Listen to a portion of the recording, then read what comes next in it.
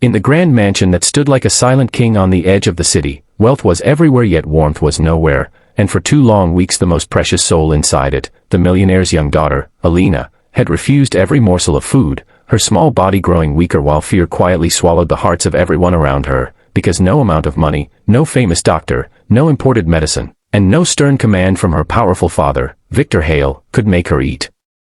Victor was a man who could bend markets, buy companies, and silence boardrooms with a single look, yet every night he stood helpless outside his daughter's room listening to her shallow breathing, haunted by guilt, because since her mother's death 6 months earlier, he had buried himself in work and left Alina surrounded by nannies who followed schedules but never filled the emptiness in her heart, and when she suddenly stopped eating, it was first dismissed as grief, then as stubbornness, and finally as a medical mystery that no one could solve, until the house itself seemed to hold its breath. It was on the 15th day, when even Victor's confidence had cracked, that the new maid arrived. Her name was Sarah, a quiet woman in her late 20s with no impressive resume, no polished accent, and no fear in her eyes. Hired almost as an afterthought because every other staff member had either failed or quit under the unbearable tension, and when she stepped into the mansion, she did not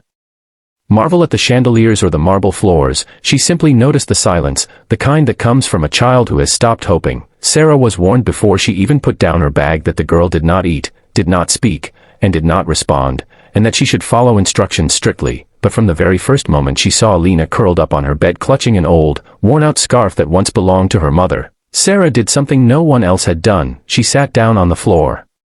at a distance, said nothing, and waited, not as an employee, not as a caretaker, but as a human being willing to share the child's pain without demanding anything in return. Hours passed, and when Victor checked the cameras, expecting another failure, he froze, because for the first time in 2 weeks, Alina had lifted her head and was watching someone, not with fear or anger, but with curiosity. That night Sarah did not bring food, did not plead, did not coax. She simply told a soft story about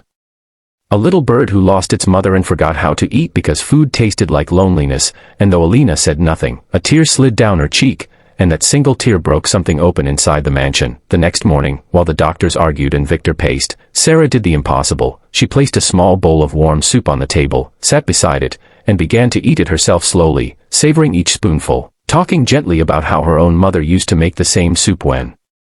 life felt too heavy. And then, without looking at Alina, she said, "You don't have to eat for me, and you don't have to eat for your father, but if you eat, your mother's love will stay strong inside you." And in that quiet moment, with no pressure and no audience, Alina reached out, trembling, and took one spoonful, then another, until tears streamed down Victor's face as he watched from the doorway, realizing that love, not money, had finally reached his daughter. By evening, the news spread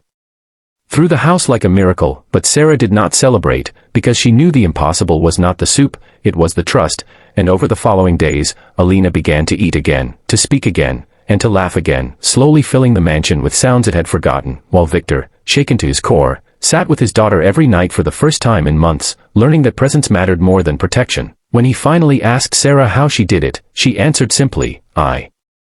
didn't fix her, sir, I listened to her." And in that moment, the millionaire understood that his greatest failure had not been neglect, but believing that problems could always be solved with power, and so he did something no one expected. He didn't offer Sarah more money, he offered her respect, gratitude, and a permanent place in their lives, because some people don't change lives by force, they change them by showing up when hope is starving. And if this story touched your heart, reminded you of the power of kindness, or made you believe again that love can do the impossible, don't forget to subscribe to the channel, because every story you hear here is a reminder that behind every miracle is a human soul brave enough to care.